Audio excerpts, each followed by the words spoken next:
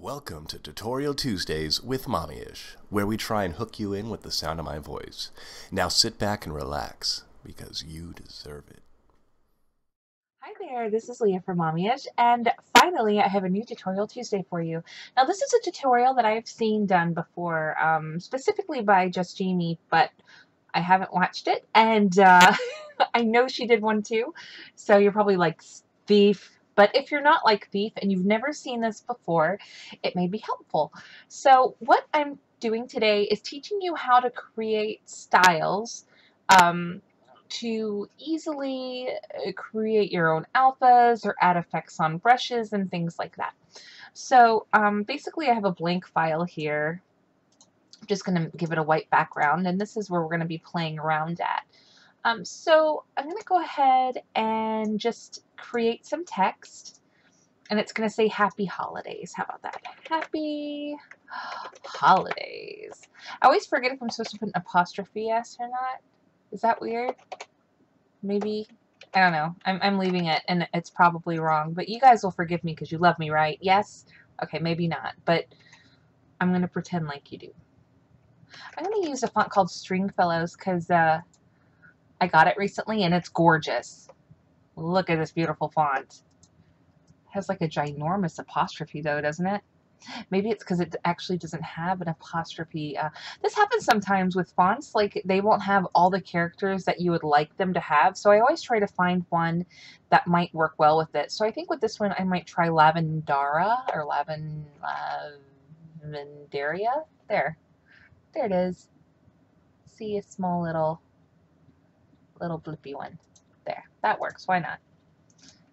Might not be perfect, but it's okay. All right, so let's pretend that this is a page that had lots of amazing things on it. Why not? Lots of amazing things. There's a picture over here and just awesome elements all over the place, and then I'm wanting to add a really cool title. And I just happen to be using a brand new kit that I purchased at the digital press. Haha, shameless plug. Called Colorful Christmas, and there's all these papers. Well, what if I wanted to use one of these papers as,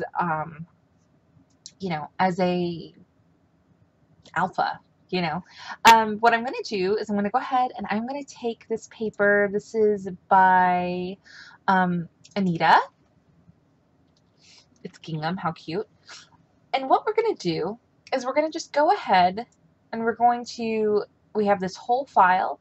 We're going to go to File, Define Pattern. All right. And I'm just going to call it gingham red, so I remember what it is. All right. Now when I come here to my text, I'm going to double click, and yeah, you guessed right, I'm making styles. We're going to go to Pattern Overlay.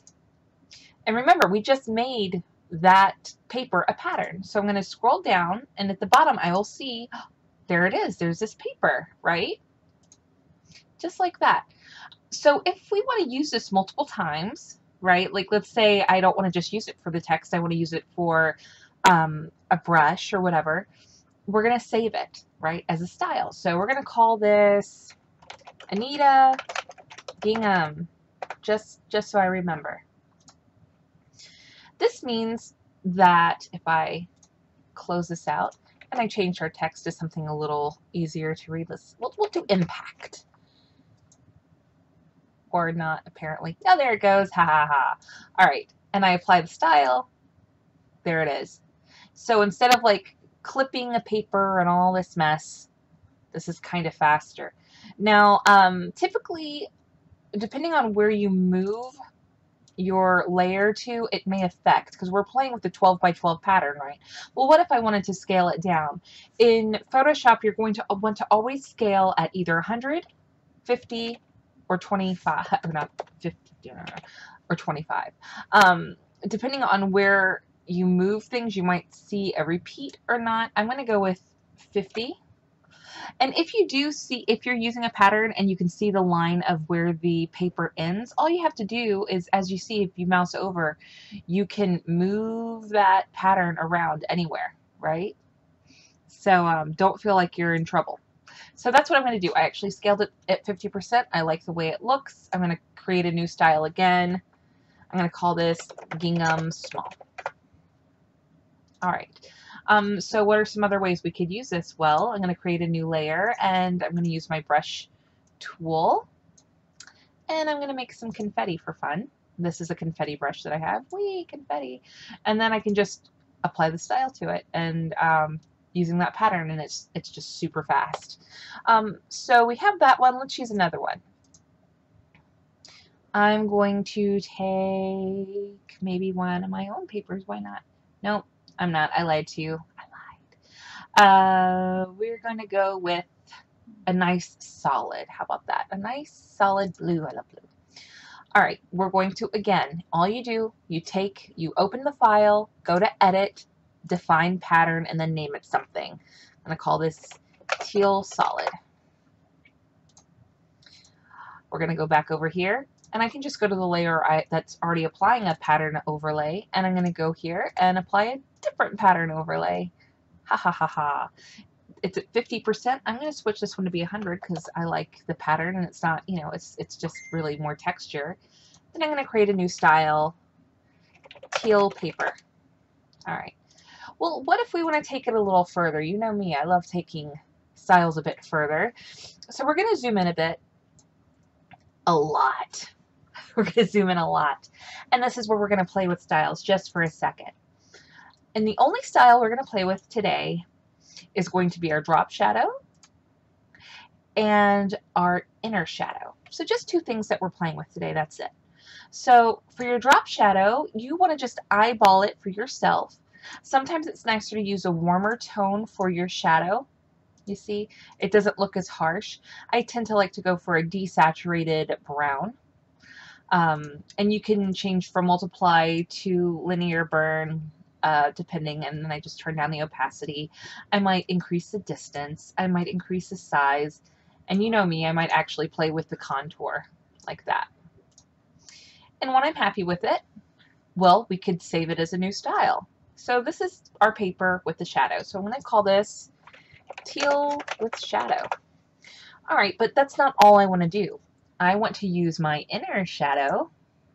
And look, I know that makes it look weird, but I promise we're going to do something really cool with it.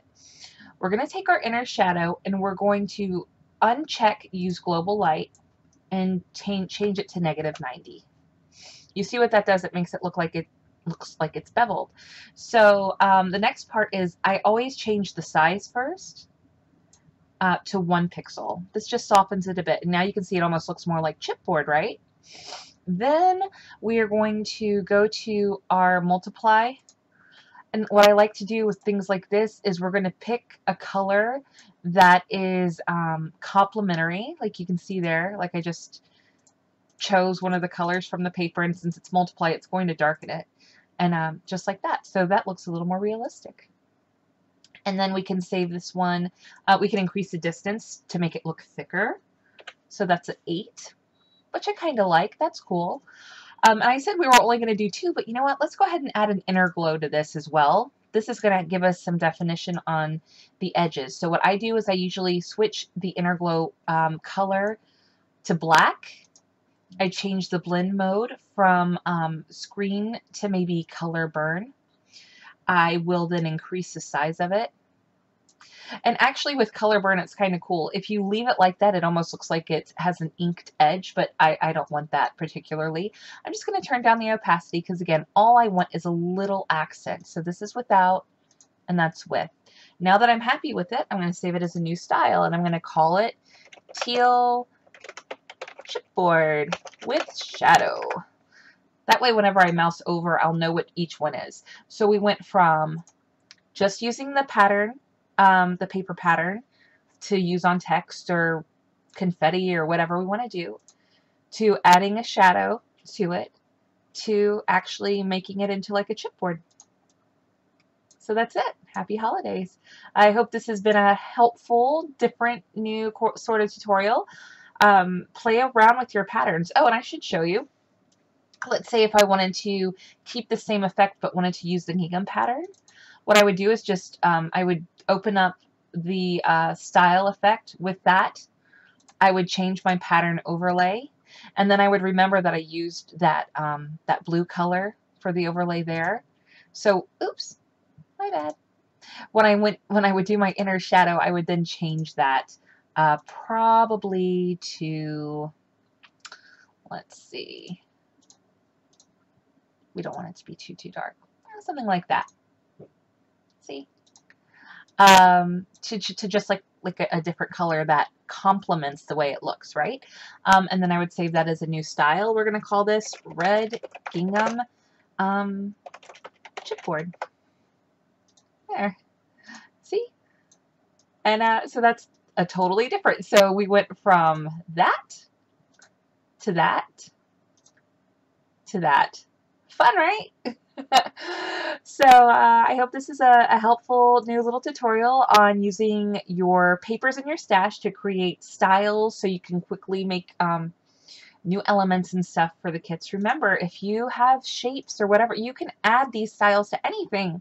I always know I'm like, that's it, but wait, there's more. You're probably like, shut up already. Like, for example, here's a heart, right? And I would just then apply the style to it. And it's like a whole new element that matches the kit. That's so cool. All right.